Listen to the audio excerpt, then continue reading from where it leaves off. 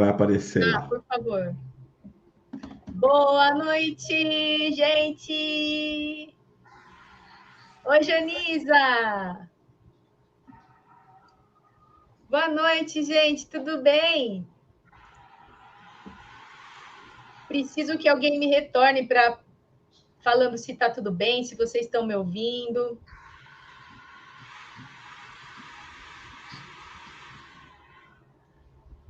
Olá.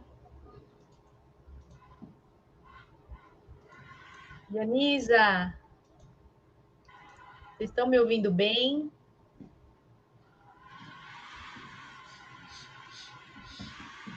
Vamos esperar o pessoal entrar.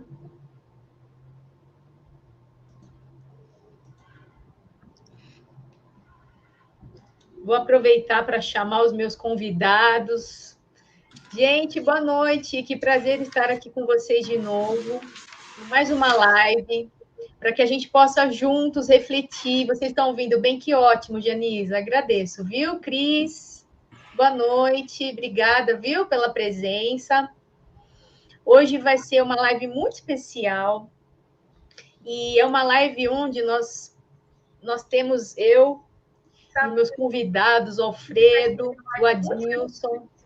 O intuito dessa live hoje, gente, é, além da reflexão que ela vai nos trazer, né? É realmente consolar, confortar, porque eu tenho certeza que muitas pessoas estão aí, ou já estavam há um tempo atrás, esperando um milagre, e esse milagre não aconteceu. Então, como que será que está a fé dessas pessoas? Como que essas pessoas estão por dentro? Então, é isso, essa reflexão que a gente quer fazer essa noite. E para isso, não estarei só, nossa noite vai estar abrilhantada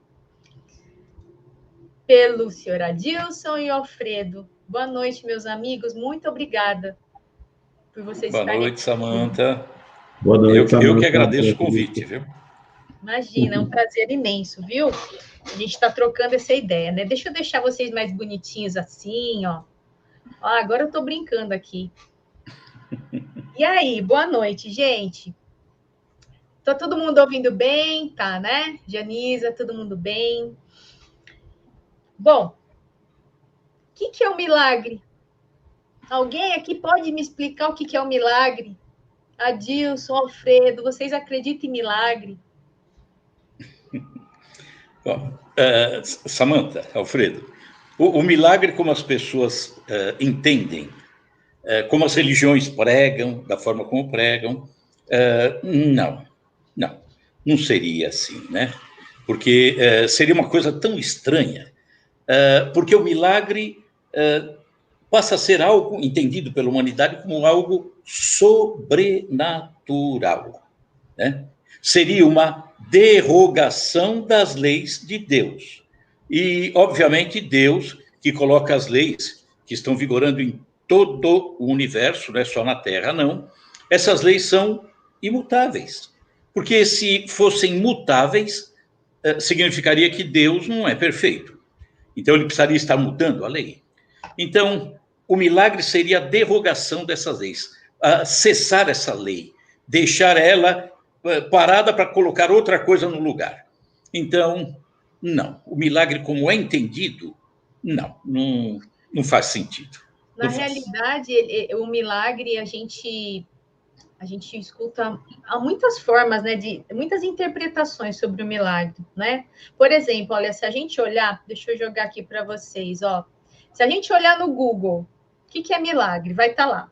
Ato ou acontecimento fora do comum, inexplicável pelas leis naturais. É um acontecimento formidável, estupendo. É dessa forma que a gente vê no Google, ou seja, é algo que está fora das leis naturais, né? Então, eu acho importante a gente entender essas leis naturais. E quando a gente trouxe esse filme, eu acredito que esse filme me fez refletir muito nisso, no milagre, porque eu um dia olhei para cima e eu esperei um milagre, eu pedi um milagre. Quando a minha filhinha estava ali, né, sem vida.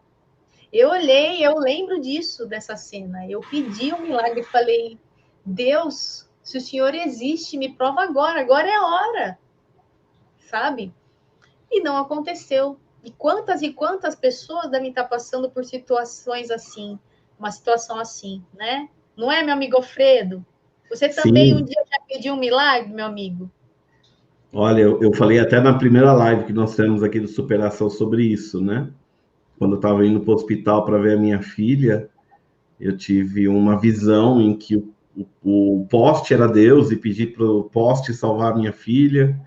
Aí o carro andou um pouquinho, aí eu parei perto de um bueiro, aí eu imaginei que no bueiro estava cheio de baratas, e uma delas era Deus, e pedi para a barata salvar minha filha, né?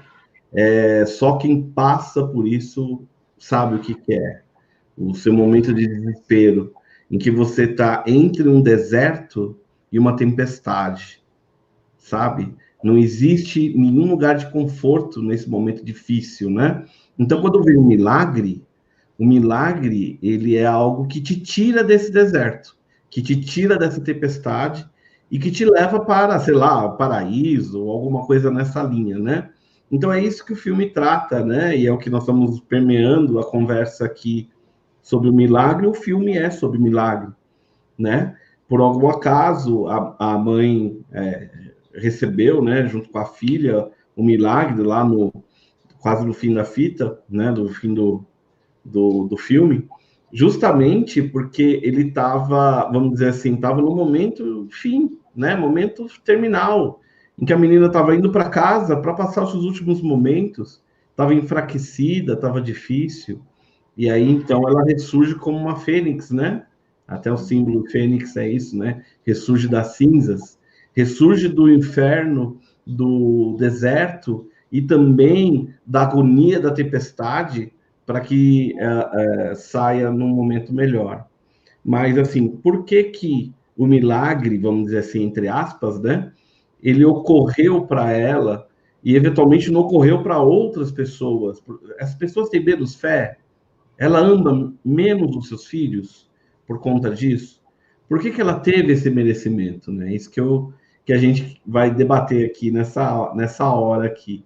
Né? E com certeza é o que muita gente, né? É o que muita gente está passando nesse momento, né? Eu coloquei aqui coloquei errado. É o que muita gente está passando, né, meu amigo, nesse momento, porque é um desespero muito grande. Sim. Né? E aí o milagre, aquilo que eu falei, acabou sendo banalizado. Né? Você encontra uma pessoa, poxa, que milagre você aqui, né? Poxa, é um milagre, mas e aí? Né? É um evento divino, né? É um evento divino estar ali, né? Um evento divino, mas o que seria esse milagre, né?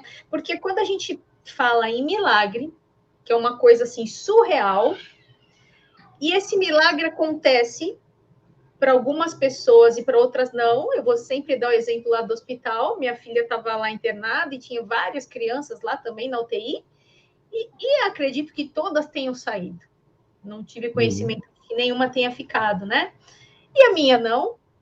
Então, quando a gente pensa dessa forma, como que a gente se sente? Será que há esse privilégio? Deus não quis me privilegiar? E olha que eu escutei isso na época. Você tem que orar. E aí, assim, essa fala, você tem que orar, você tem que ter fé. Imagina você falar isso para uma mãe. Isso tem no filme. A mãe já começa a falar, meu Deus, então eu não tive fé, a culpa é minha. Né? Então, é uma coisa muito complicada isso, né? Falar dos privilégios. Será que Deus privilegia alguém? Será que alguém ama mais o filho do que o outro? Né? Será que o filho daquele que foi embora é menos filho de Deus do que aquele que ganhou um milagre? Né? Não, é necessário, Alfredo, a gente ampliar a nossa visão, o nosso entendimento, né? Porque começou quando a Samantha disse que milagre é aquilo que derroga as leis naturais. Mas quais leis naturais? As leis que aqui na matéria nós conhecemos, mas as leis naturais vão muito além disso. Né? Deus coloca leis em todo o universo. Muita pretensão nossa, queremos entender todas essas leis.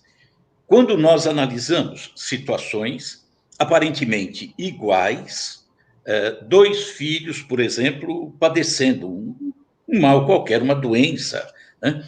Nós olhamos sempre com os olhos da terra, ou seja, de quem está presente na terra.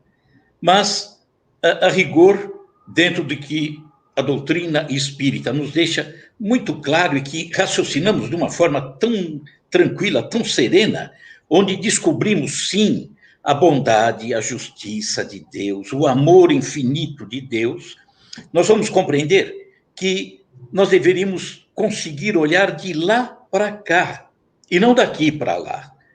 Quando nós olhamos de lá para cá, quando nós nos colocamos como espíritos, que somos de fato, espíritos participando de uma experiência na Terra, no nosso caso, né? Então, uma encarnação, não deixamos de ser espíritos, e a nossa casa não deixa de ser o outro lado.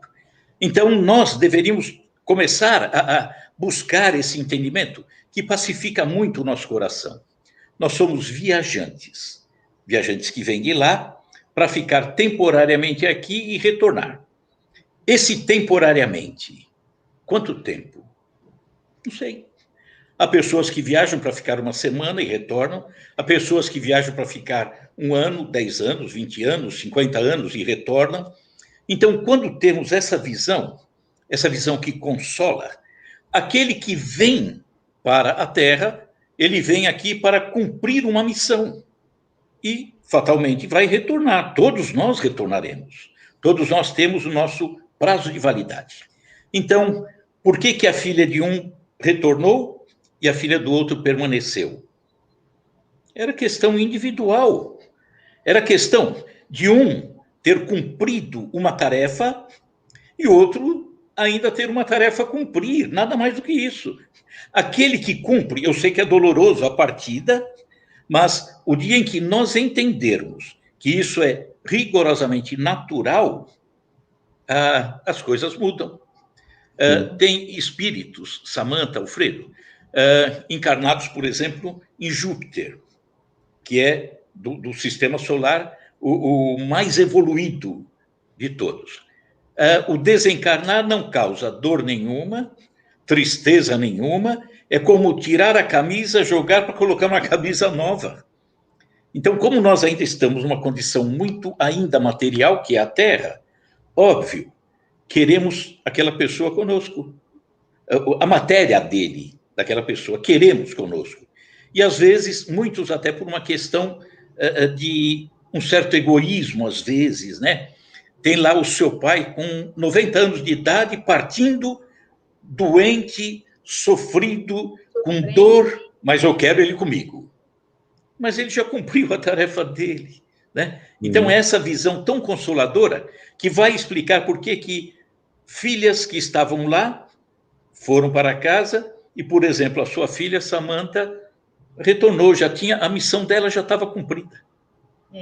Ô, meu amigo, eu acho assim também, quando a gente... Você não acredita que essa fé cega, vamos se dizer assim, né? Essa fé cega, ela vem lá da Idade Média. Eu acredito que para a gente começar a pensar, por que a gente pensa assim, né? Na Idade Média, era um temor, né? Eles colocavam um medo de Deus. Tinham que colocar respeito, né? As pessoas eram bárbaras na época, né? E aí... E o que acontece? Você tinha que temer, era uma fé totalmente cega. Depois, lá para o século XVIII, século XIX, as coisas começaram a mudar um pouquinho, ficou uma fé meio que ingênua, né? Porque eles começaram até a tentar tirar Deus das escrituras, né? O ser humano começou a querer mudar a forma de pensar, né? E eu acho que assim, a revolução mesmo veio no século XX, quando com a Primeira, Segunda Guerra Mundial, que eu acho que o ser humano começou a pensar um pouco mais nesse lado humano, né? Começou a olhar e falar, não, peraí, tem alguma coisa, não dá para a gente pensar só no material, né? Tem alguma coisa, não é, Adilson? Será que esse temor, essa forma errada de pensar, não vem desde lá de trás? Vem, eu arrisco dizer que até que muito antes, né? Quando você citou agora o século XX, as guerras, né, que fez com que o homem parasse um pouquinho e pensasse realmente em alguma coisa que vai além dessa vida. Nós estamos vivendo o Covid, né? Covid-19, está aí. Eu diria que o homem tem toda a possibilidade de mudar a sua forma de pensar e de agir, né? Em razão disso. Porque muitas pessoas que nunca se defrontaram, por exemplo, com a morte, né? Nunca estiveram tão ligadas à possibilidade de um desencarne a qualquer momento. Isso faz com que as pessoas reflitam. Por quê? Porque tem um ditado que diz que muitos vivem como se nunca fossem morrer e morrem como se nunca tivessem vivido, não aproveitaram a vida. Mas quando passamos por aflições, como a presente, né, a Covid, essa pandemia, nós temos a oportunidade de repensar, de buscar. Só que o homem, quando você disse a respeito da fé, o homem, no passado, eu diria até que praticamente bem passado, nem fé tinha. Depois, ele tinha conveniências. A fé dele era mais conveniência do que fé realmente, né? Tinha um temor enorme por Deus. Aí vemos a possibilidade enorme de uma revolução no campo da fé, no campo do entendimento, no campo das coisas da alma, que é Jesus. Só que o homem deixou séculos e séculos a coisa tão atrapalhada que nós perdemos o endereço de Jesus. Perdemos o endereço. Porque, tendo a receita que Jesus deixou, nós fomos descambar onde? Cruzada, Inquisição, coisa absurda, totalmente contrária àquilo que ele falou. Então, o homem, depois, quando ele começa a ter a oportunidade de abrir a sua mente, ativar a sua consciência e se começar a se compreender, a questionar, a raciocinar, aí sim as coisas começam a tomar outro sentido, outro rumo, que vai demorar ainda um pouquinho, né? O Alfredo, a gente voltando um pouquinho para o filme, foi duro para aquela mãe, né, meu amigo? E eu não sei você, mas eu me identifiquei muito com a história, com aquele desespero. Uhum. O que eu posso dizer dessa história é assim, a mãe, né, assim, a família, eles tinham uma vida perfeita, né? Eles tinham acabado de investir fortemente num investimento de negócio, né, do pai da família. Então eles tinham hipotecado a casa, mas até então a família estava bem, uma família bonita, né, com muitas coisas acontecendo de bom, indo à igreja, né, fazendo a sua oração e se preocupando em se portar de acordo com aquilo que se pede. E aí, de repente, vem um diagnóstico terrível, né? Acho que é o grande testador de fé, é exatamente esses momentos difíceis, né? O momento que quer te vergar, o momento que quer te colocar no chão. E você pode simplesmente, né, no próprio filme fala isso, né? A personagem da Queen Latifah, eu não lembro o nome do personagem, mas ela fala que quando vem a onda, você tem duas opções. Ou você surfa nela, ou você deixa a onda te levar. E se ela te leva, você afunda, né? Então, esse é o ponto que é o mais importante. E é bom deixar claro aqui que tanto a mãe quanto a filha, elas estavam com raiva da situação. Elas não estavam assim, nossa, Deus vai me curar, nossa, Deus está olhando para mim. Deus... Muito pelo contrário, a mãe, ela é a que mais demonstra raiva a Deus, né? Ela chega a ser questionada por pessoas da igreja, dizendo que ela deveria rezar mais e refletir mais naquilo que ela fez, ou aquilo que ela faz, ou como dela, ou do marido. Como se fosse uma punição. Né? Exatamente. Ou até a própria filha, né? Ela fala assim, até a sua filha pode ser uma pecadora, ela tem que vigiar e tal, não sei o quê. E a mulher fica tão indignada que ela deixa de frequentar a igreja, né? E ao mesmo tempo ela briga, né, com Deus. Ela pergunta até uma hora, Deus, você pode me ouvir? Porque eu não ouço o Senhor, né? Aí o marido dela chega uma hora para ela e fala assim, ó, nós não podemos perder a nossa fé. Aí ela fala, sobrou alguma fé? né? E eu A achei, raiva habita, né? eu Deixa achei ela... legal quando ela conversou com... É padre ou pastor? Eu O pastor, pastor. E aí ele falou, olha, eu não tenho. Ela, por quê? Por que está acontecendo isso com a nossa família, né? E aí ele falou, olha, eu não tenho a resposta, mas o que eu posso te dizer é que se você se afastar de Deus, vai ser pior. ele fala para ela que, assim, me afastei da espiritualidade numa época para testar se isso funcionaria, né? E não funcionou. Posso dizer que esse caminho fora da espiritualidade foi pior do que dentro da Melhor não espiritualidade. tentar, né? Exatamente. Aí ele diz que, ao se afastar da espiritualidade, é preciso muita coragem para voltar ao caminho certo, ao caminho da fé, ao caminho da espiritualidade, né? Então, é isso. Ou você pega a onda ou se afoga nela. Ou seja, ou você tem a fé que tudo vai dar certo, ou você simplesmente desiste e deixa as coisas acontecerem, né? Mesmo quando o milagre não acontece, ou quando algo ruim vem, né? Então, assim, realmente é um ponto importante essa questão que precede, entre aspas, o milagre, né? A raiva, o desespero, a perda da fé, o questionamento: por que um Deus tão amoroso fez a minha filha sofrer desse jeito, né? Aí É até onde o... tem muita descrença, né? É onde a gente É, pode encontrar que muitas pessoas, a partir daí, elas já ficam de mal de Deus mesmo. sim, e eles estão com tanta raiva que elas não veem, né? E nem a família, os sinais de Deus, né? Tanto que tem uma hora que ela é convidada pela personagem da Queen Latifah de, acho que é, ai, como é que ela chama, de tia alguma, esqueci agora o nome, devia ter anotado. Mas assim, ela é convidada para ir para o aquário, e o filme fala que ela queria muito ir para um aquário, e ela leva, né? E esse aquário acaba sendo uma contemplação de Deus, aí leva no museu, aí elas vêm até aquele jardim, né, de flores com água lá, esqueci o nome lá, acho que eu anotei aqui, depois eu pego, do Monet, né? Que quando ela vai para o outro lado, é exatamente a visão que ela vê, né? A visão do jardim de águas, né? É jardim de águas. Quando a gente sai dessa como que eu posso dizer, desse espetáculo, dessa coisa surreal, a gente começa a enxergar os milagres de outra forma, né? E até no próprio filme, né, Adilson, no próprio filme, ela até relata até no final que ela não acreditava em milagres, ela não vivia toda... Tem até aquela frase que eu falei de Albert Einstein, né? Dizendo que só há duas formas de você enxergar a vida, né? Ou você não acredita em milagre, ou tudo é um milagre. E ela deixa claro, eu não acreditava em milagre.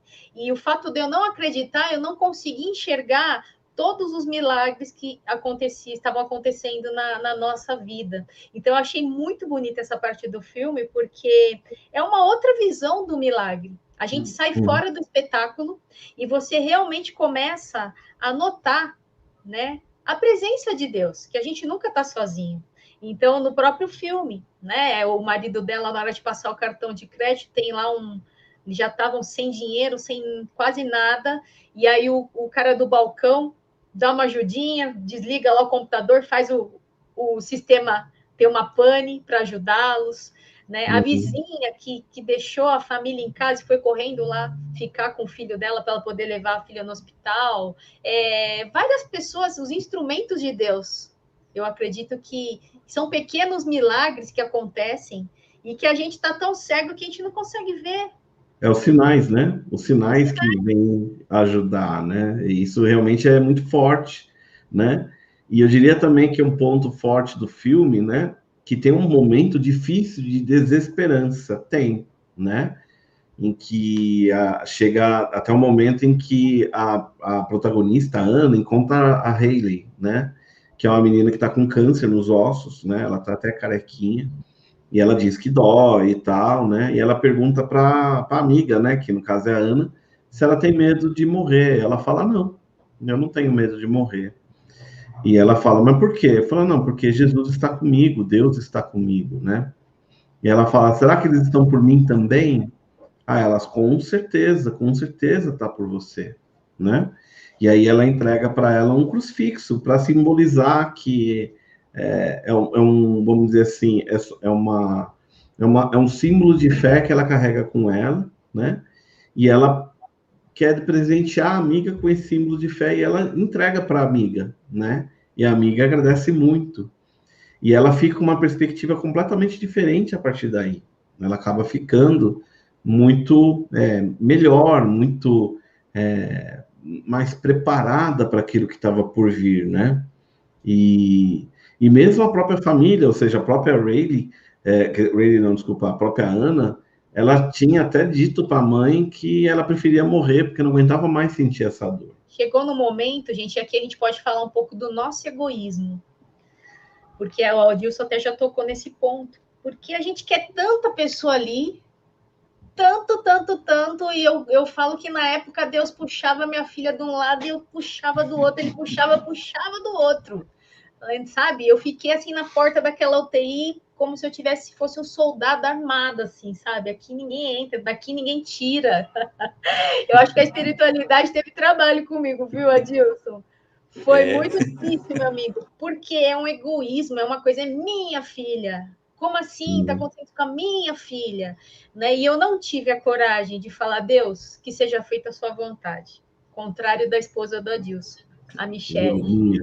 Da minha esposa. Desculpa, a esposa do Alfredo. Estou trocando as coisas. A esposa do Alfredo, que teve essa coragem, a Michele, né? De chegar a um ponto dela falar, Deus, né, Alfredo, que seja feita a sua vontade. A gente acaba sendo egoísta, e é sem querer.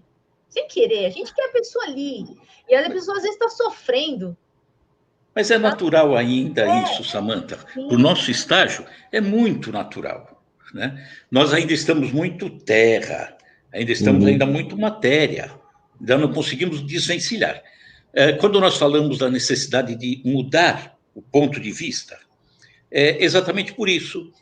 É a minha filha, é a minha esposa, é o meu pai, não. Está a minha filha, está meu pai, mas não é o meu pai. Por quê? Porque ele não me pertence, não é meu, né? Nós estamos simplesmente emprestados uns aos outros e desempenhando papéis nesse momento, nessa encarnação, que na seguinte ou nas próximas até se invertem. A sua filha virá como sua mãe, por exemplo, né? A filha do Alfredo virá como pai, não é, né? A coisa vai mudando, são as experiências. Mas quando nós falamos de milagre, voltando um pouquinho, a gente espera um grande milagre, fantástico, que venha. E, na verdade, não prestamos atenção nos pequenos milagres, como foi dito, né? Eu vejo pequenos milagres quando eu acordo, eu vejo pequenos milagres quando eu me relaciono com a minha família, com os meus amigos, quando tenho oportunidade de fazer um trabalho em favor do bem. Isso são milagres, vamos dizer assim. Não é bem o termo, mas pequenos milagres, ou tarefas para o bem que a gente vai fazendo. E aí, essa soma desses milagres, vamos dizer, esses trabalhos que cada um de nós faz, nós temos a oportunidade de colocar dentro de nós a coisa mais linda que nós buscamos e negligenciamos, deixamos de lado, né? É o reino de Deus aqui dentro, o reino dos céus aqui dentro. Por quê? É a prática do bem, a busca de um entendimento maior, um relacionamento cada vez mais amoroso, honesto. É isso que faz esse reino se instalar em mim. Quando ele se instala em mim, eu começo a ver as coisas de uma forma, tenho a chance de ver as coisas de uma forma diferente. Por quê? Porque eu estou mudando meu ângulo de visão, estou vendo de outro lado. E aí eu começo a ver que, por exemplo, quando nós somos emprestados, aí eu vou sempre para o lado da doutrina espírita, eu não consigo fazer diferente, né? Dentro da doutrina espírita, nós estamos emprestados, portanto, estamos vivendo esta encarnação da forma como está a nossa família, a nossa relação de amigos, mas não sabemos quem fomos numa anterior, em duas anteriores, não sabemos quem foram os nossos filhos, É que nós, nessa existência, nós olhamos os nossos filhos, imaginando, entendendo que eles são espíritos perfeitos, né? Acabados. Minha mãe e meu pai pensaram assim quando eu nasci. Se enganaram. Se enganaram. Porque não é essa perfeição, não é espírito acabado, coisa nenhuma. Então, são espíritos que vêm à Terra para um trabalho de crescimento. E dentro desse trabalho de crescimento, eles vão passar por tarefas que a gente, muitas vezes, não queria que eles passassem. Porque a gente quer preservar. Para nós, o filho, ele é tudo para nós. E que bom que é isso, né? Que beleza que é isso. Mas temos que entender também a realidade. Aquele filho que está conosco, por exemplo, ele traz consigo uma doença, exemplo, é só exemplo, uma doença provocada por um vício numa encarnação anterior. Exemplo, numa anterior ele bebia em excesso, aquele espírito, e de repente ele vem na condição de filho. Eu preciso que ele esteja comigo. E eu carrego aquele filho no braço, com todo amor, todo carinho. Cuido demais. Procuro mostrar um caminho cada vez mais reto. Procuro auxiliar para que ele descubra o reino dos céus aqui na Terra. Entretanto, ele traz dentro de si, em razão de uma caminhada que eu não alcanço, uma anterior, por exemplo, um problema de cirrose. Ele traz em razão da bebida de outra encarnação. E eu quero preservar, mas não tem como. Ele está aí e ele está passando pela doença, pela dificuldade, pela dor. Mas para ele é só sofrimento? Não. É reparação, é reequilíbrio, é colocar as coisas no eixo. Aí é que está beleza, ele está aprendendo, está crescendo, está evoluindo.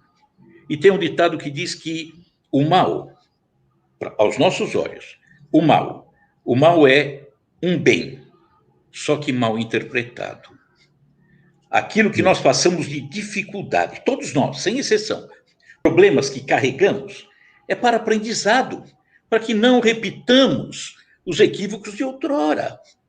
Meus filhos, que amo demais, que para mim ainda são crianças, e a mais velha está com 45 anos, mas é criança. Eu não consigo ver nela problemas que ela tenha trazido de outra encarnação. Desvios que ela teve em outra encarnação, mas teve, com certeza. E está passando pelas dificuldades. Estamos aqui, né, o Adilson? Se estamos aqui e não cometemos equívocos, aí quem cometeu o equívoco foi Deus. Que nos colocou aqui, né? E não era para a gente estar numa penitenciária, ou numa escola, ou num hospital. Então, a vida nossa, para que nós possamos entender as encarnações e dar um alívio, uma compreensão muito maior para aquele que não é espírita. Acredito aqui que talvez a maioria não seja, né? A nossa vida é como a novela que a gente assiste na televisão. Se eu assisto um capítulo hoje, e eu vejo os diferentes personagens passando por diferentes situações, um está doente, outro no hospital, outro está numa penitenciária, eu vou dizer, puxa vida, o autor dessa novela, injusto, porque colocou alguns passeando na praia, velejando, outros num hospital, padecendo, na penitenciária. Só que eu estou vendo apenas aquele capítulo.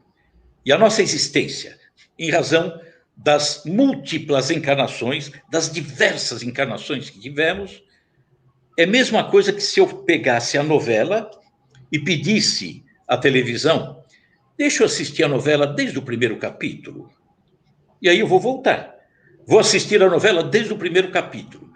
E aí eu vou ver, por exemplo, o comportamento daquele personagem que agora está na penitenciária. Ele fez de tudo para estar na penitenciária, né? Aquele que está doente, no hospital, ele fez de tudo, prejudicou-se e agora marcou o seu corpo espiritual e está no hospital.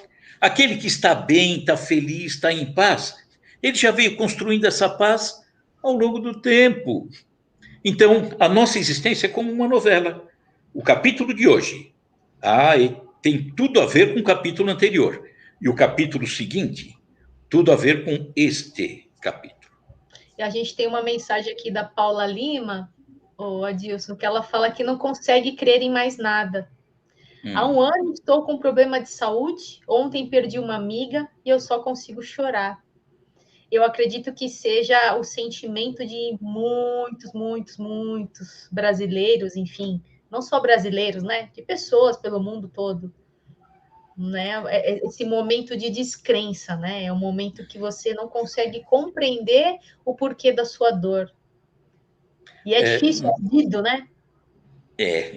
Não, eu entendo a situação, Paula, mas a gente tem que parar um pouco, pensar e ter uma avaliação muito maior do que o que ocorre agora, o que está ocorrendo nesses meses. Porque aí eu perguntaria, e antes de começar essa pandemia, como que era a sua vida?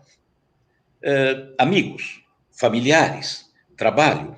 Só que quando a vida está correndo tudo bem, normalmente nós não nos preocupamos. É céu de brigadeiro, a gente vai velejando.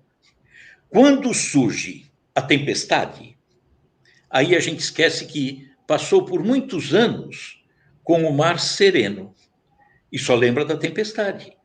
E aí a gente só lembra deste momento. Mas esse momento é a experiência que nós estamos tendo. É agora o momento de mostrar que nós aprendemos no passado. O soldado quer ir para a guerra. Ele fica chateado quando não tem guerra. Nós estamos passando por uma, entre aspas, guerra agora. Qual é a guerra? É manter a fé, é manter a confiança, manter a luta, manter a família, manter os amigos, manter a crença e agradecer. Por que agradecer? Estamos aqui há quantos anos? Estamos passando por essa escola, aprendendo há quanto tempo?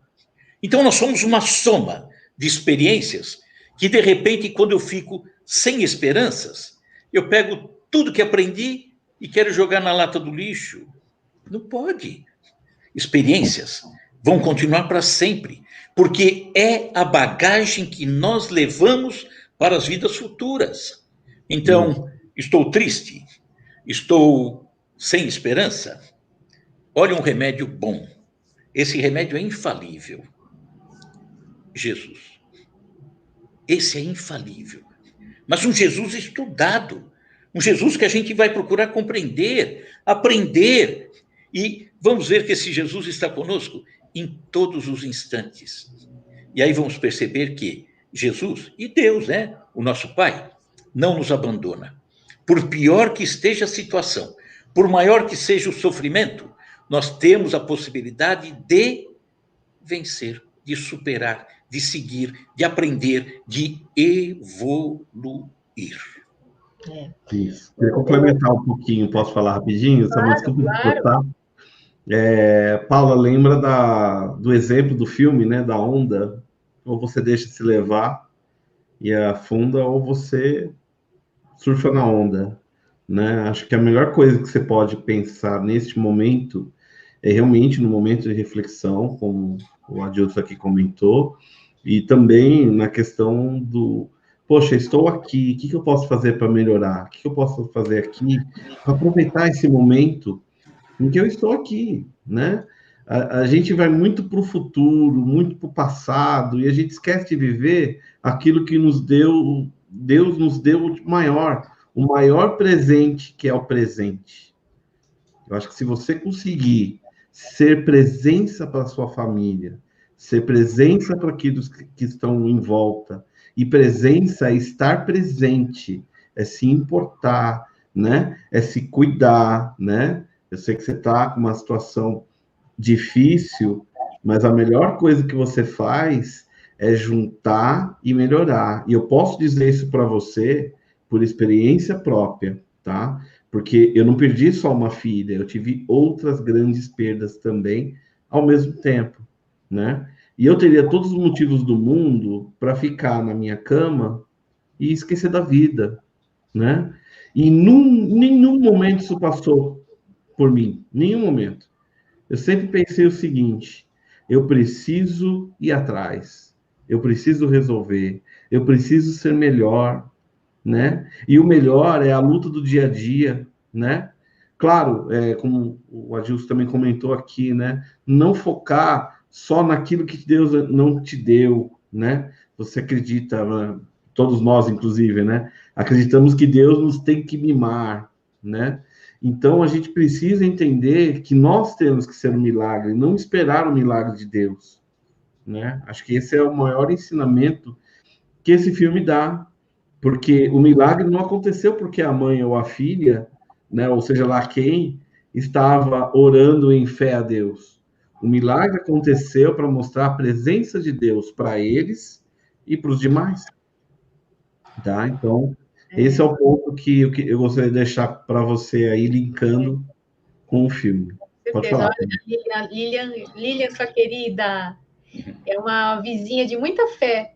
Nenhum sofrimento é maior que Deus. Então, estando com Deus, temos o consolo para passar por toda a adversidade.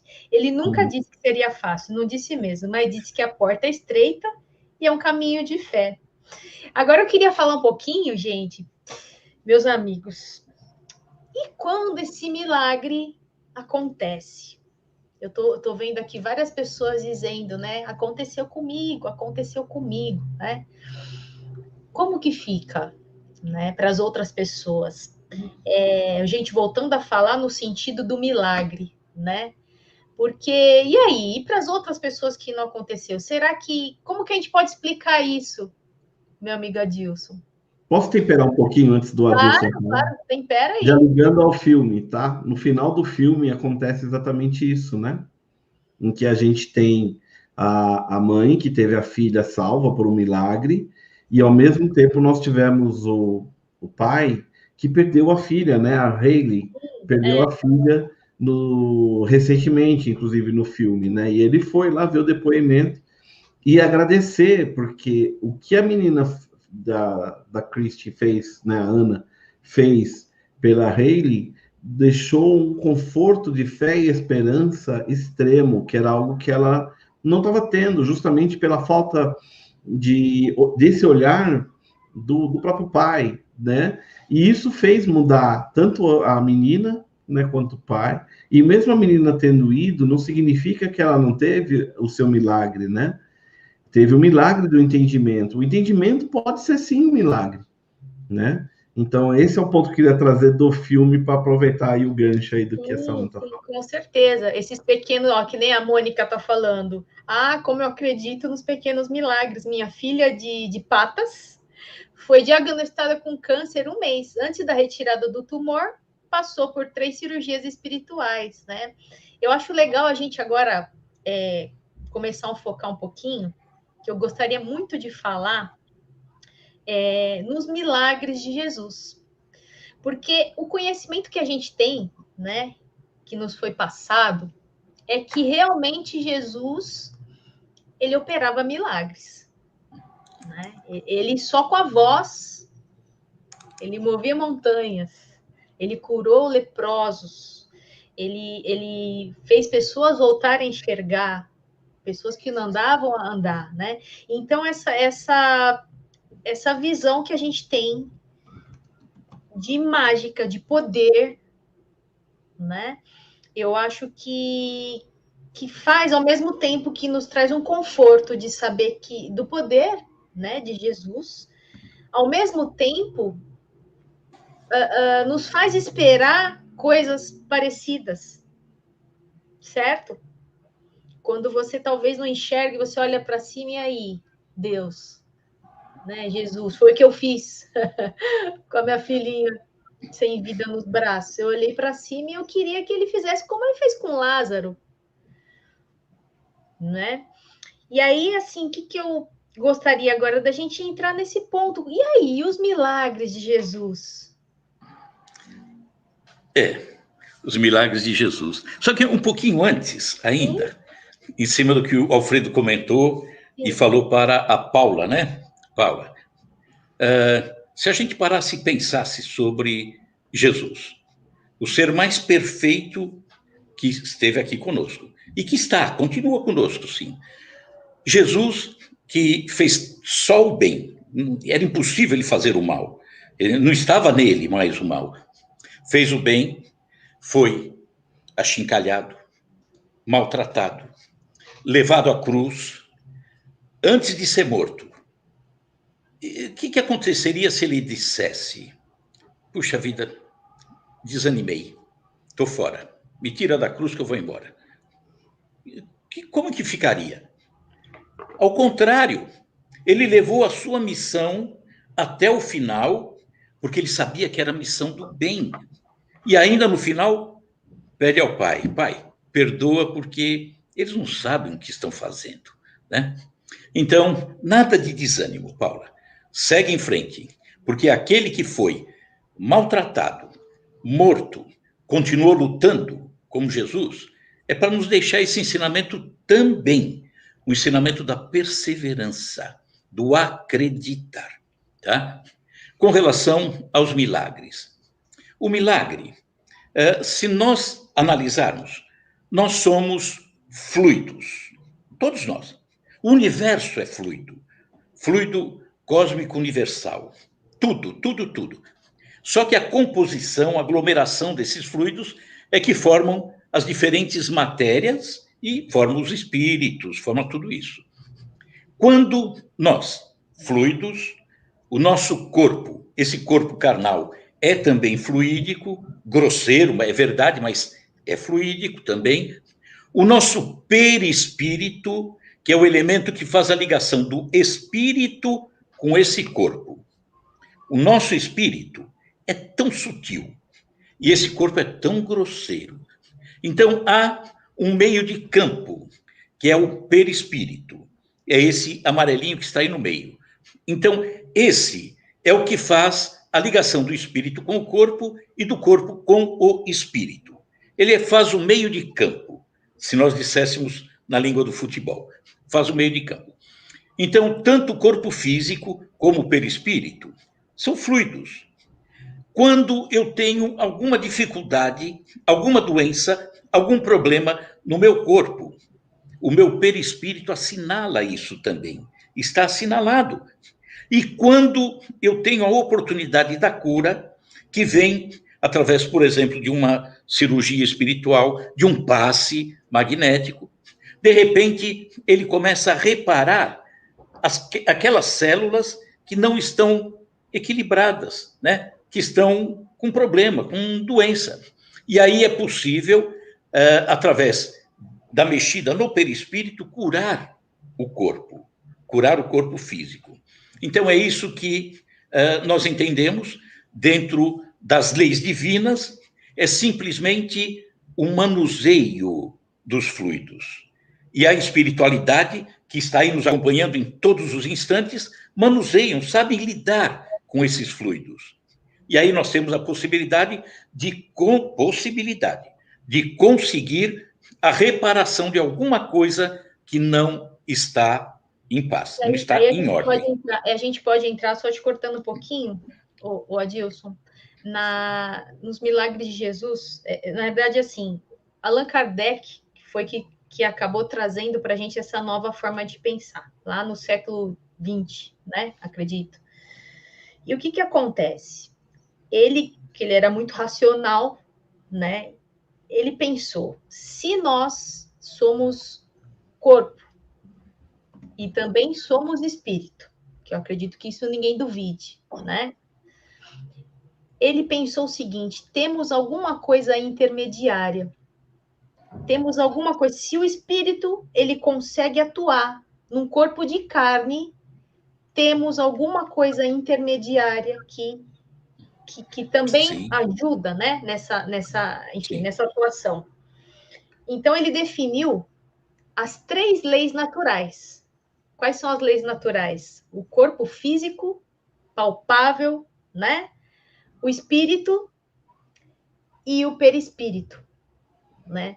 E esse perispírito, ele se expande, né? A partir do momento, e depois de Allan Kardec, outros vários estudiosos, né, chegaram a essa conclusão, que esse perispírito ele se expande, e aí, através dele, que muitos fenômenos acontecem. A transmissão do pensamento, as curas, a gente sabe que existem curas mediúnicas, sim, né? Que não é feito nem corte, não tem sangue, e a pessoa se cura. Né? Que nem essa... Quem que foi que falou aqui? Foi a Ana, que falou que a cachorrinha dela passou por cirurgia espiritual. E a pessoa fica pensando, meu Deus, isso é absurdo. Como assim? Faz uma cirurgia, corta, né? E não sai sangue. Porque, na realidade, essa cirurgia está sendo feita no perispírito, né? E aí, Allan Kardec, muito sábio que era, ele começou a estudar muito isso, né? E aí a gente vai ter que entrar rapidinho, eu não quero entrar muito nesse ponto, mas quando ele estava lá compilando, né, o livro dos espíritos, que ele fazia uma entrevista, né? Enfim, eram muitos espíritos, e eu estava até comentando com a Adilson, que ele foi fogo, por quê? Ele recebia muitas comunicações de espíritos ignorantes, ele começou a perceber que mesmo as pessoas, né, os espíritos desencarnados, também existiam espíritos ignorantes, que é um erro a gente pensar tudo que é espírito é elevado, né? Não, existem os ruins também, né? E também é um erro pensar que só existem os ruins. Eu vejo algumas crenças que vê as pessoas se entortando, é o demônio, mas não acreditam no espírito bom. Então, eu acho isso, né? A gente sempre tem o frio, o quente, o claro, o escuro, sempre tem aí o equilíbrio. Se existe um espírito ruim, que, sei lá, que chamem como for, existe o bom também, né? E aí, Allan Kardec, ele começou, nessa entrevista, perceber que existia um grau de evolução entre esses espíritos. E olha a sacada que ele teve, que eu achei assim, isso a gente consegue encontrar no livro Gênesis, no capítulo 14. Olha a sacada dele. Ele começou a perceber que os espíritos que respondiam as perguntas dele muito rápido, né, eram os mais sábios. Os espíritos que diziam isso, eu não sei te responder, eram os mais sábios. E aqueles que enrolavam mais, que a resposta era longa, né? Ele falou, esse já é um espírito inferior. E ele conseguiu catalogar, né? Ele conseguiu fazer lógico que isso não é uma coisa engessada, mas a evolução espiritual, ele conseguiu chegar num ponto de dizer, olha, há espíritos ignorantes, há espíritos, né?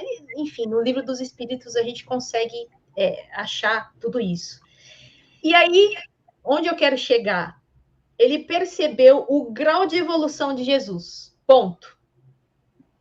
Ele percebeu o grau de evolução de pureza de Jesus. E ele já colocou Jesus lá no topo, né? E aí, voltando a falar do perispírito, né? Cada espírito, quando o espírito quanto mais evoluído o espírito mais ele consegue controlar, é isso? É essa palavra que eu uso, né, Adilson? Mais ele consegue controlar esse perispírito, né? Esse terceiro aqui que a gente estava, né? Esse perispírito. E aí, a partir do momento que entenderam isso, né? Que alguns fenômenos acontecem por causa do perispírito. Ou seja, as curas espirituais, né? Objetos que se movem, que a gente não enxerga, está movendo, porque é o perispírito, ele se expande. Então, a partir do momento que conseguiram chegar nesse estudo do perispírito, o que aconteceu com os milagres?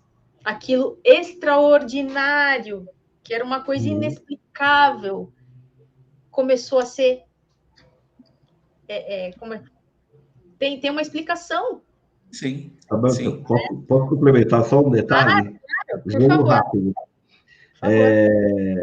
Quanto mais o espírito tem conhecimento, quanto mais ele evolui, mais ele tem propriedades sobre o fluido cósmico, né? Que o Adilson aqui comentou.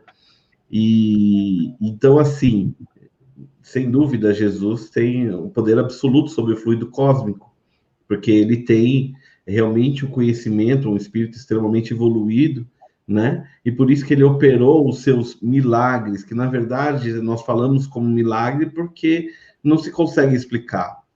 E só para linkar ainda com o filme esse detalhe, a menina, ela cai de uma árvore, né, de cabeça, e ela tem uma experiência de quase morte, na qual ela diz que ela foi para o paraíso, vamos falar assim, encontrou Deus, disse a Deus que se ela fosse voltar doente, ela não iria querer voltar, ela queria ficar, ela se sentiu acolhida, e Deus retornou para ela dizendo, pode ficar tranquila, você vai voltar 100%. E aí, quando ela já voltou outra criança feliz, né, da vida e tudo mais. Então, isso mostra que ela teve uma ação em cima daquilo muito forte, né, naquilo que aconteceu da experiência dela, ligando o corpo dela também, em que aqueles problemas maiores que ela tinha foram por uma série de questões que não cabe a nós esclarecer ou saber disso, né, só cabe a Deus, é que ela teve essa libertação desse fardo, né? Ela conseguiu realmente se libertar. Eu só queria complementar o que você falou com isso do filme, que é um ponto interessante, tá bom? E aí, a partir do momento que a gente entende isso do perispírito, que há uma força, gente, né? Que essa força, como que a gente consegue, né? A força do pensamento, tem alguma coisa a mais, né? E aí a coisa muda tudo, né, Adilson? Muda totalmente. É aquela questão de mudar o ponto de vista, né? Quando você fala de Jesus, né? O espírito, quanto mais evolui, o perispírito dele vai ficando cada vez mais sutil, porque ele vai também utilizando um corpo material cada vez mais sutil também. Então, ele vai galgando outros planos e saindo, inclusive, de uma esfera tão dura, tão pesada como a Terra. No caso de Jesus, era tão evoluído que ele não era da Terra, né? Estava tão distante. Mas ele vem na Terra, para uma missão. Só que era um espírito tão puro, com um perispírito tão iluminado, fantástico, né? Quando presente aqui na Terra, para uma missão, há 2000 anos atrás, nós vamos ver, por exemplo, uma cura de Jesus, que mostra até que ele nem estava atento à cura. Então, vamos ver que milagre é esse, que Jesus nem participou, ele diretamente. É o caso da mulher hemorrágica, Samantha. Mulher hemorrágica era uma mulher que tinha um problema de hemorragia há 12 anos. E ela já tinha tentado de tudo para curar-se. E nada. 12 anos. Ela tinha ido em todos os médicos. Aí são alguns pontos importantes para a gente pensar, né? Ela tinha ido buscar nos médicos, durante 12 anos, a possibilidade de cura. Não desanimou. Olha os pontos que são importantes. Não desanimou. Continuou buscando. Consta que não teria se revoltado. Não quero mais saber. Não, continuou buscando. 12 anos depois, Jesus passava por uma estradinha, na região da Galileia.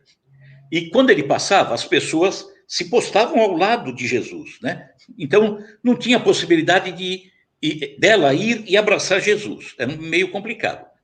Ela deita-se no chão, sabendo que Jesus passaria por ali, e quando Jesus passa, ela, por baixo da perna das pessoas, ela toca a franja da túnica de Jesus. A franja, o judeu naquela época usava uma túnica com franjas embaixo, e as franjas se reportavam aos 10 mandamentos de Moisés. Então, quando Jesus passa, ela toca na franja da túnica de Jesus e se recolhe. Jesus não sabia. Jesus nem sabia que a mulher estava lá.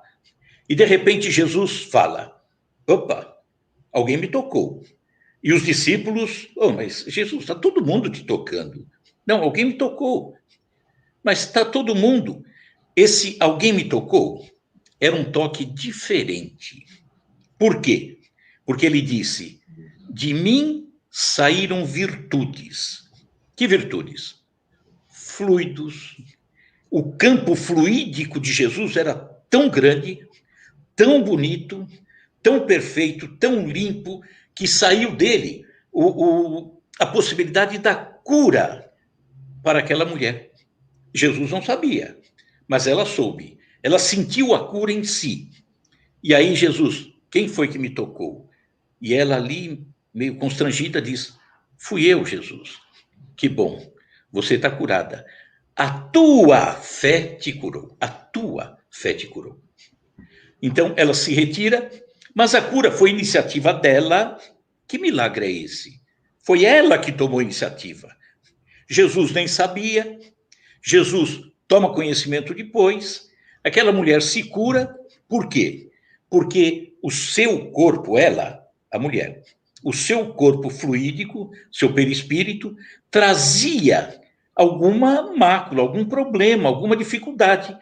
E que, ao receber de Jesus, a retirar de Jesus, vamos dizer assim, os fluidos benéficos, equilibrou o seu próprio corpo fluídico.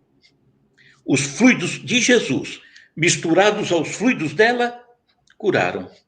Agora, tem uma série de coisas vinculadas a isso tudo. A tua fé, ou seja, a iniciativa dela, a busca, a forma como ela se comportou, não desanimou nunca, não praguejou em cima disso. Então, a cura é dessa forma, é receber de fora os fluidos que necessitamos. Alguém vai nos passar esses fluidos.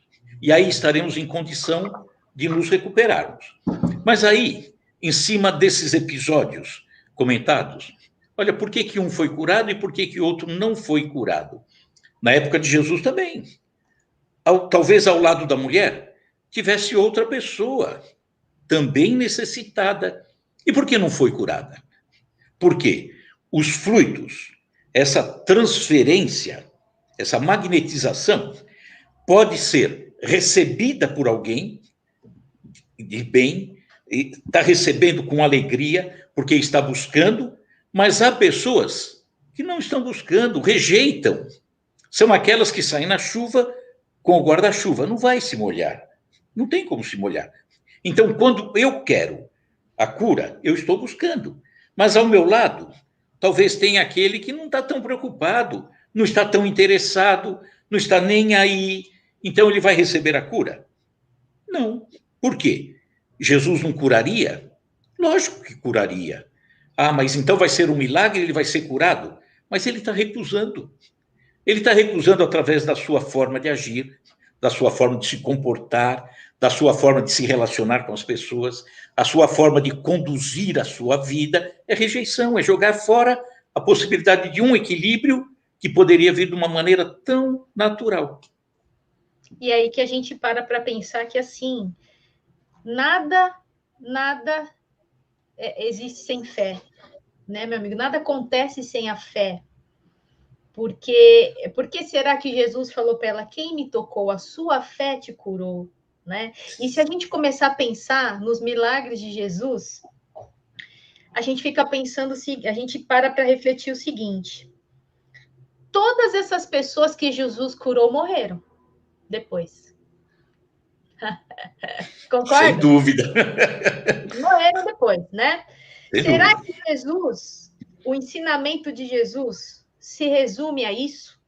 A curar o cego, a demonstrar tudo isso em pessoas que iam morrer? Será que a gente não tem que olhar, e com certeza temos que olhar essas curas com outro olhar, essas curas não, esses milagres, né, com outro olhar, quando Jesus multiplicou os pães, né?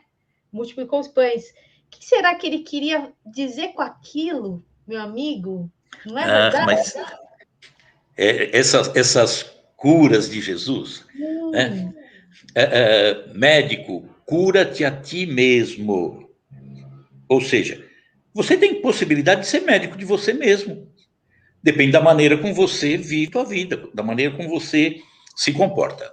Mas o que a gente pode ver, entender, há 2000 anos atrás, ainda dentro daquela grosseria da humanidade, né? Os judeus, muito ligados às coisas da matéria, muito vinculados à coisa da matéria, e muito ódio naquela época, dominação exterior, né, os romanos, aquela coisa toda.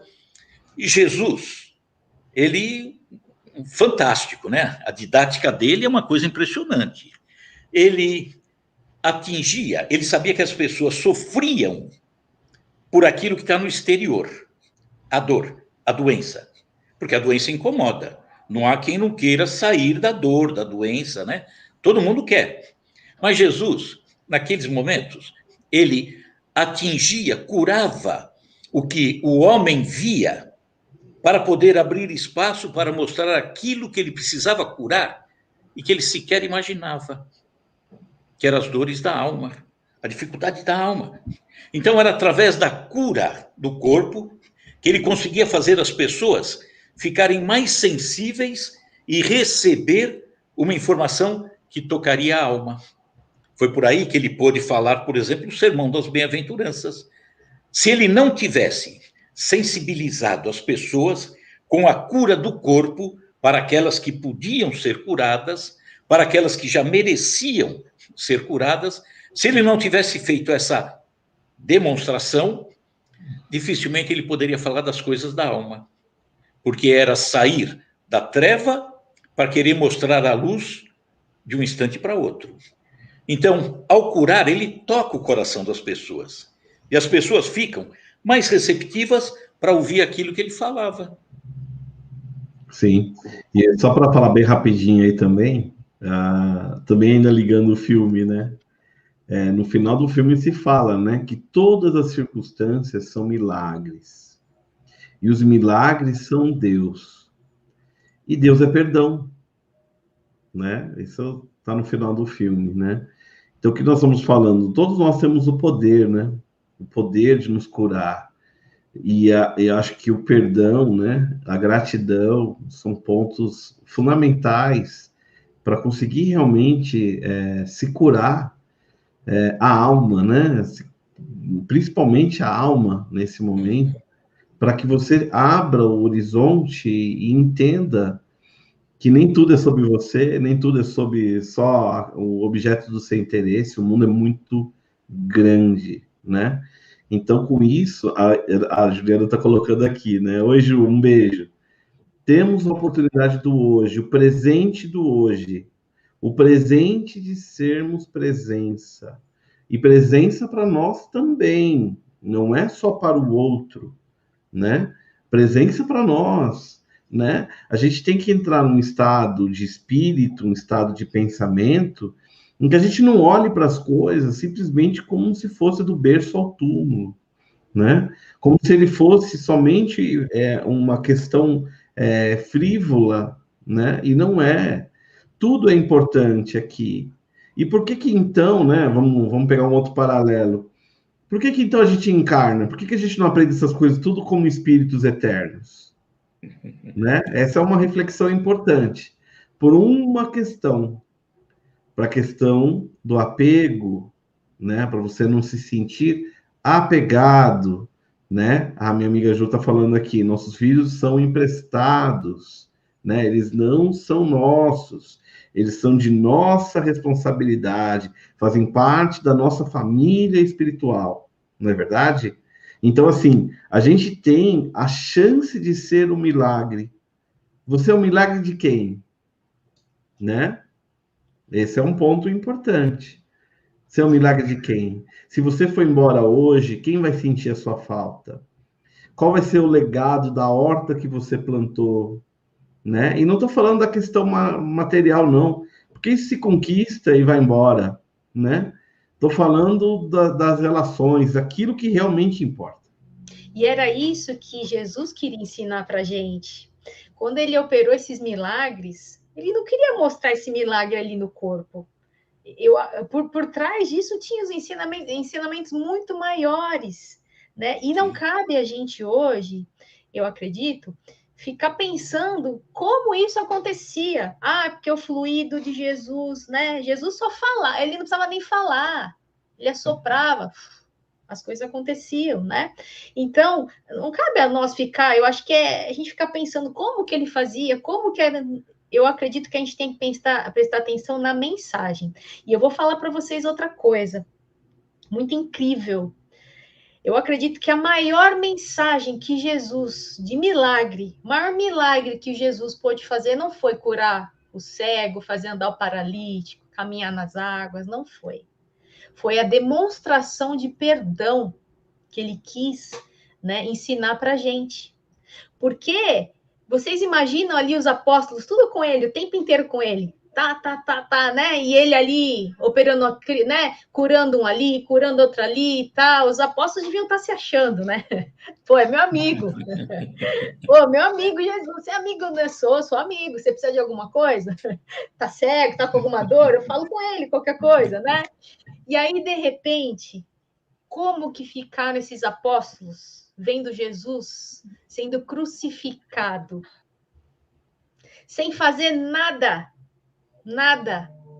em silêncio, e ainda dizer, Pai, perdoe, eles não sabem o que estão fazendo, né? Eles acharam que, eu acredito o seguinte, dali a 3 dias, se Jesus não tivesse reencarnado, não importa o nome que as pessoas queiram usar, ressuscitado, não importa, né? Se isso não tivesse acontecido, ia acabar o cristianismo, gente, porque como que eu explicar? Poxa, Jesus fazia tudo, curava tudo e morreu na cruz. Não é verdade? Mas aí vem a tacada final. O perdão e a imortalidade. Ele ressuscitou e apareceu para os apóstolos e disse, eu estou aqui. Né? A morte do corpo físico só que aconteceu. Olha, né? A presença aí, né? Uau! Então, assim, foi nada. Jesus, até quando estava quieto, ele estava ensinando. Não é verdade? Até quando ele não fazia os milagres que as pessoas esperavam, ele estava ensinando. Ele ensinou o tempo inteiro. Não é verdade, meu amigo? Ele não perdia um minuto. Né? Quem quiser procurar nos evangelhos, não vai ter nenhum evangelista que tenha escrito assim: olha, esse mês aqui Jesus está de férias. Ele está emendando o feriado na semana que vem. Não tem hipótese nenhuma. Jesus, em todas as situações, ele ensinava. E aí você comentou a respeito dos discípulos, né? Que até o finalzinho tinham lá suas dúvidas. E como tinham dúvidas. Você vai ver que Pedro, só o exemplo de Pedro. Jesus morou na casa de Pedro mais de 2 anos, 2 anos e 3 meses, debaixo do mesmo teto. E no último dia, quando Jesus é preso, o que Pedro fez? Negou 3 vezes. Não conheço, não sei quem é, não. Nunca ouvi falar. Só para ver como ainda nós somos, né? E quando você diz que em silêncio Jesus ensinava, quando nesse mesmo dia, na quinta-feira, quando Pedro nega depois, Jesus vai para o Horto das Oliveiras, leva 3 discípulos, João, Tiago e Pedro. E ele pede para que ficassem em vigília, que ele ia fazer uma prece. E os 3 dormiram. E Jesus vem lá, puxa, mas vocês não conseguem ficar acordados? Volta para fazer a prece, quando volta, os 3 dormindo. E aquilo tinha incomodado demais o espírito de João. João, o mais jovenzinho deles. E que depois da partida de Jesus, da morte de Jesus, uns bons dias depois, João, incomodado, fala, puxa vida, eu dormi quando Jesus pedia para que eu ficasse atento. Eu dormi, olha que falha minha. Diz que Jesus aparece diante de João e João vai pedir perdão. Senhor, olha, aquele dia, não sei o que houve, eu não consegui ficar acordado, tal. E Jesus diz, até naquele instante, eu estava passando uma lição. Que lição? A lição de que, no momento mais grave, mais importante da nossa caminhada, que é o momento em que vamos retornar, é o momento em que estamos a sós. A sós. Eu estou partindo. Tem uma família numerosa. mas aquele momento é meu, não é deles. É um momento tão importante para mim, essa partida. Só que, para partir também, é necessário fazer um curso para a morte. É um curso para o desencarne. E esse curso para o desencarne se chama vida. É através da vida que eu faço um curso para ter o melhor desencarne possível. Então era Jesus dizendo, até nesse momento, você precisa estar só. E você estará a sós. É você com você mesmo. Obviamente, logo em seguida, recebemos toda a ajuda, todo o amparo dos irmãos que estão do outro lado. Mas aquele momento solene é nosso. Do nosso lado pode estar nosso filho, nossa mãe, nosso pai, mas aquele momento eu estou indo sozinho. Então, que a gente se prepare para que nesse momento da ida para lá, a gente possa ir o mais sereno possível, olhando para aqueles que ficam, né? Óbvio, com amor, já com saudades, tranquilo, mas que a gente possa ir tão tranquilo, tão sereno e perceber de imediato que do outro lado, tem muita gente esperando, muita gente nos aguardando. E que mensagem linda, né, Adilson? Olha, e tem, não sei se dá tempo, Samantha. Pode falar, ixi. Posso falar? Pode. Tem uma crônica feita por um homem que eu admiro muito. Ele já desencarnou, um rabino judeu, Henry Sobel. Eu achava que ele, e acho, né, porque ele continua vivo, né? Fantástico aquele homem. Achava fantástico e ele deixou para nós uma crônica sobre a morte. Ele é judeu. E ele dizia assim, as pessoas estão às margens do mar, numa margem do mar, e de repente tem ali atracado um veleiro branco. E as pessoas estão ali e você sobe no veleiro. É mais ou menos assim a história. Você sobe no veleiro. E, de repente, o veleiro começa a entrar mar adentro. E as pessoas que estão ali na margem ficam dizendo uma às outras, olha, ele está indo embora. Olha, como é que vai fazer? Ele está indo. O barquinho está ficando cada vez menor. E as pessoas chorando. E o barquinho cada vez menor. E as pessoas chorando. Está indo, está partindo, daqui a pouco não vamos ver mais. E, de repente, aquele barquinho branco, você vê ele tão distante, que ele aparece na linha que liga o mar ao céu. E, de repente, ele some. E todo mundo diz, meu Deus, ele sumiu, desapareceu. E todo mundo chorando. Do outro lado do mar, muitas pessoas nas margens. E, de repente, alguém grita, olha lá o barquinho, ele está vindo, o barquinho está chegando. E todo mundo feliz, aguardando, e o barquinho se aproximando cada vez mais, e as pessoas se identificam dentro do barco, olha ele que está chegando. E aí ele diz, a morte é assim, é como um barco que cruza um oceano. Na partida, ele deixa saudades, mas na outra margem, ele reencontra aqueles que o amam, do mesmo jeito. Então, essa é a morte, que a gente ainda não aprendeu a compreender, a aceitar em muitas situações. Com certeza, meu amigo. Muito é um aprendizado todos os dias. Né? A gente tem que buscar todos os dias aprender e pensar exatamente o que eu coloquei aqui. Nem tudo no Evangelho é descrição. A gente não pode enxergar tudo ali ao pé da letra, né? Porque não foi Jesus que escreveu tudo aquilo, foram apóstolos, né? Então, assim, como que tudo isso aconteceu, né? Até esses milagres mesmos que foram descritos na Bíblia, né? Eles foram descritos por homens, não é verdade? Então, assim, eu acredito que tudo a gente tem que olhar por trás, né? Tudo no Evangelho, muitas coisas são alegorias, são parábolas que servem até hoje. Até hoje a gente está desvendando. Na verdade, mas sempre tem mensagens, né? Sim. Que nem eu costumo dizer que as parábolas são mensagens magníficas de Jesus, só que precisam ser estudadas.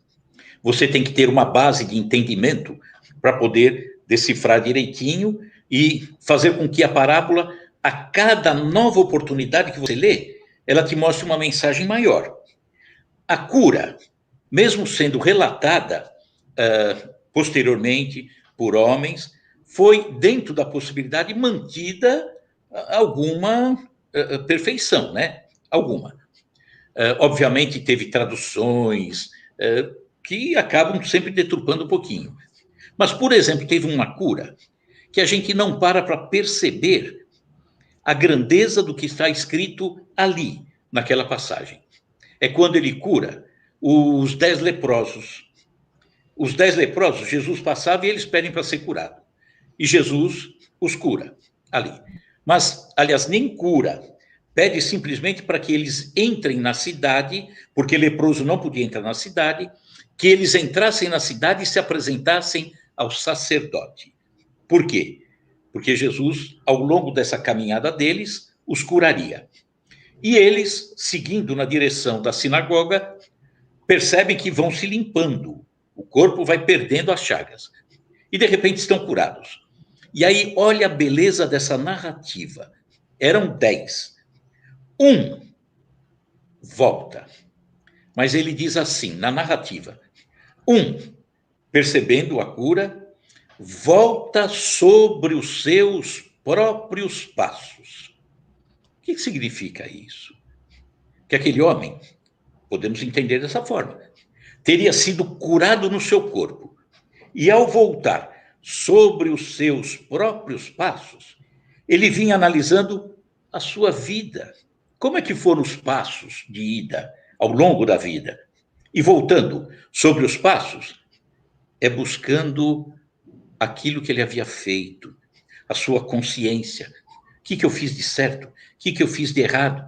Então, aquele homem, em especial, ele teve a cura do corpo, porque já merecia, mas ele encontrou também uma nova situação para a própria alma, voltando sobre os seus próprios passos. Com certeza. E a gente quer falar alguma coisa, Alfredo? Nada, imagina, estou aqui aproveitando os ensinamentos. Com certeza. Não é à toa que o senhor Adilson está aqui com a gente, né, gente? O senhor Adilson é escritor, ele é escritor, orador, ele é radialista lá na Rádio Boa Nova. Ele me ajudou muito, muito, muito. Eu sempre falo isso para ele, porque eu me encontrei, né? Encontrei minha paz lá na Casa Fraterna. Cheguei lá que nem um pintinho molhado da chuva. Sentei lá no cantinho e falei, acho que é aqui, né? E eu me recordo muito de uma palestra do senhor Adilson que eu escutei, que eu saí de lá muito melhor e nunca mais parei, né? E a partir daí a gente criou uma amizade muito legal e eu agradeço muito pela confiança, tá? Senhor Adilson, por você estar aqui, nos ajudando tanto, né? Eu que agradeço, Samanta. Imagina, a gente está... Poxa, somos todos alunos nessa escola chamada vida. Sim. Né? E se estamos aqui ainda é porque a gente ainda tem que aprender. Senão não teria sentido. Eu já teria virado anjinho. Já estaria lá junto, bem mais perto da minha filha, né? Não é à toa que Sócrates falou, né?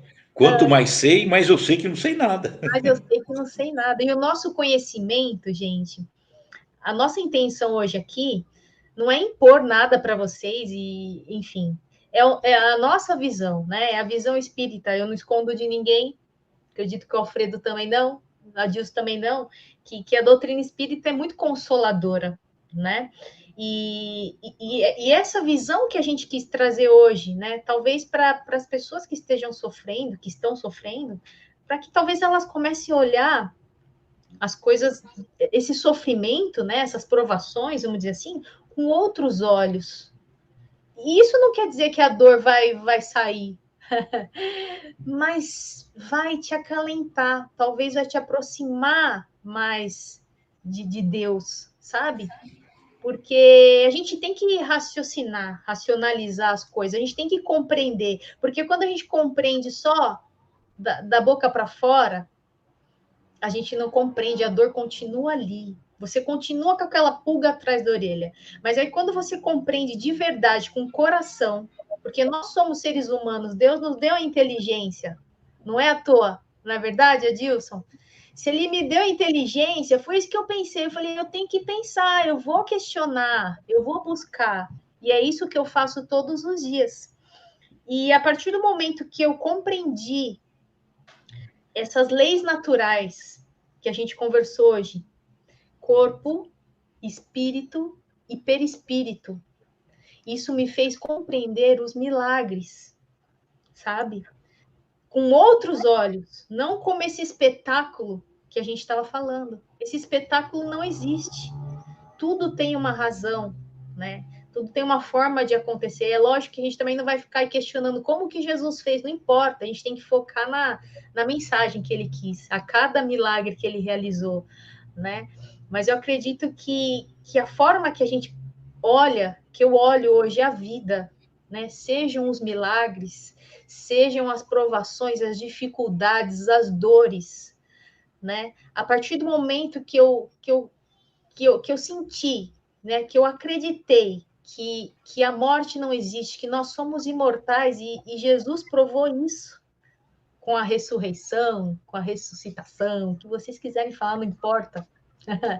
Ele provou a imortalidade, né? Então, isso para mim faz toda a diferença. Isso me aproxima muito, muito mais de Deus, sabe? Não adianta a gente ficar revoltado com as coisas que estão acontecendo. Não adianta você ver sua mãe partir, seu pai partir, seu filho partir, e você xingar, não vai adiantar nada. Você se revoltar, você, seja lá, o que você quiser fazer, tirar sua própria vida, não vai adiantar. Porque a gente está aqui para aprender, não é? E eu aprendi que através da reencarnação, né? Eu aprendi que a gente não morre, que estamos aqui com propósito, cada um num grau de evolução. Então, isso traz muita responsabilidade para a gente. Não é fácil, não. Uhum. Porém, a gente vive muito melhor. A gente presta atenção até nas coisas que a gente fala. Porque se você acredita tanto na justiça divina, tanto, que você sabe que não importa o que você está falando, o que você está fazendo, o que você faz aqui. Lembra aquele ditado? Minha mãe dizia muito, o que se faz aqui, aqui se paga. E é verdade. Estamos pagando coisas que a gente fez e não lembra. E aí a gente pode entrar, né, meu amigo, numa outra live. Aí por que a gente não lembra, então? Aí começam, né? Mas aí a gente vai ter que ficar aqui muito tempo. Sim, eu queria falar um pouquinho, só para complementar um pouco do que está sendo falado aqui. Eu queria falar num trecho de um livro que me ajudou muito nos meus piores momentos. Não é um livro espírita, é um romance escrito com um antepassado meu. Ele chama Michael Naime, né? Bem parecido com a grafia do meu também. Ele, na verdade, ele é primo do meu bisavô, alguma coisa assim. Mas aí eu tive a curiosidade de ler uma das obras dele, chama o livro de Mirdá. E lá eu li diversos trechos que me ajudaram muito, né? Que compuseram bastante o meu sentido da resiliência e da fé, né?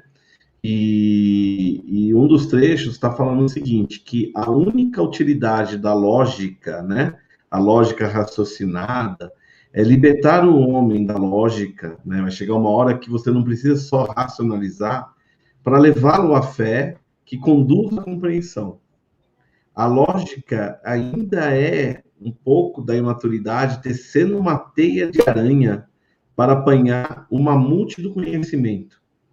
Quando a lógica atinge a maioridade, ela estrangula em suas próprias redes e se transmuta em fé, que é o conhecimento mais profundo. Por isso que a gente diz que não dá para você ter fé se você não tem a lógica. Ele faz parte do processo. A fé cega, ela ainda vamos dizer assim, é muito acanhada, né? Para você realmente estabelecer uma compreensão maior do mundo, né? Então, a lógica, ela é amuleto do aleijado, mas é uma carga para os que têm os pés ligeiros. A hora que você se liberta, né, mesmo e vai para o lado da fé, você não precisa tanto da lógica, mas a lógica, ela ainda existe, ela é importante, né? E maior carga ainda para aqueles que têm asas. A lógica é a fé na segunda infância. A fé é a lógica que atingiu a maturidade. E quando a sua lógica atingir a maturidade, como logo se dará, tu não mais falarás de lógica, né? Então, a lógica é a antessala da fé, tá? Então, é para mostrar que a racionalização daquilo que está sendo falado, da espiritualidade, ela não pede a você ser um cego fervoroso na fé. Muito pelo contrário, você tem que ser um esclarecido fervoroso na fé. É isso. Muito lindo isso, meu amigo. Gente, eu agradeço muito vocês. Olha lá, 1h30 de live. Eu sempre falo, deixa. Quem precisa vai assistir. Quem precisar vai estar aqui gravado. Quem não quiser assistir, não assista. Né? Eu já vi até que a gente teve uns comentários, teve um pessoal que xingou, falou, vocês estão falando, esse portal discípulos, deve ser algum fanático. E não merece nem atenção, porque a gente está aqui com o maior respeito do mundo, trazendo uma visão, talvez que alguns de vocês nunca tinham tido antes, né? E isso não quer dizer que a gente quer impor a nossa verdade, né? Cada um tem a sua verdade, tem aquilo que toca o seu próprio coração. O intuito hoje da gente estar aqui, de estarmos juntos aqui, realmente é consolar, é confortar, é trazer esperança, de alguma forma, num momento tão difícil que todos nós estamos vivendo. Quem sabe, né, você agora que está assistindo, a gente está sofrendo, você começa a encarar a morte, que é uma coisa que vai acontecer com todos nós, né? Você começa a encarar a morte de uma forma diferente. Você começa a encarar as suas dificuldades, seja lá qual você esteja passando, de uma forma diferente. E se você conseguir realmente isso, e isso é uma busca diária, com certeza você vai se aproximar muito mais de Deus. Isso, essa lógica, né, que o Alfredo até tá falando, essa razão, esse raciocínio, esse pensar, te aproxima muito mais de Deus do que você ficar vivendo na ilusão de um milagre espetacular. Né? É a mesma coisa de dizer para vocês agora, calma aí, que eu vou parar, né, a rotação aí da Terra. Algumas coisas, gente, não tem lógica, né? E eu acho que as pessoas se frustram porque as pessoas esperam conseguir isso, esperam que isso aconteça. Né? E não é a verdade. Deus seria injusto. Né? É isso aí, seja um milagre. Exatamente. Nós somos um milagre. Vamos olhar esses milagres agora com outros olhos? Não, meus amigos? É isso aí. Boa noite. Muito obrigada a todo mundo, todos vocês estiveram presentes, Alfredo, Adilson, muito obrigada, viu? Mais uma vez, pela confiança, viu? Eu agradeço imensamente a oportunidade de estar aqui mais uma vez, Samantha. Muito obrigado, viu, Adilson, pela noite maravilhosa e também pelos ensinamentos. Eu que agradeço, Alfredo, Samantha. E só para deixar aí uma posição, vai. Algumas pessoas, óbvio, é natural, não aceito esse tipo de pensamento, liberdade total, né? Nem Jesus agradou todo mundo, então pode ficar tranquilo. Mas se a gente falasse, você viu Deus hoje? Ou você viu um milagre hoje? Eu vou dizer, obviamente, não aquele milagre, né, que a gente conhece. Mas eu acabei de ler um milagre que apareceu aqui na mensagem da Paula Lima. Estou com o coração mais leve. Pronto. Já aconteceu tudo que tinha que acontecer. Não precisa mais nada. É isso aí. E aí, aquilo que eu estou tentando achar a mensagem dela. Calma aí, não consigo.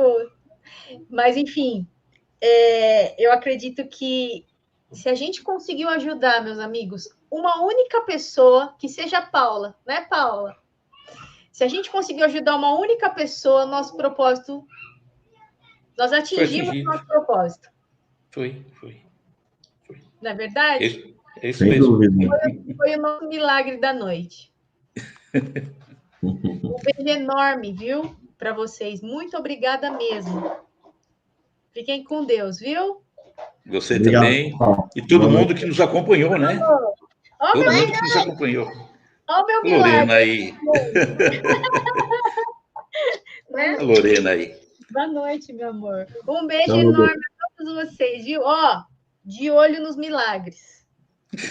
Viu? Acontece são muitos por aí. Um beijo. Tchau. Até logo. Tchau, tchau. Tchau.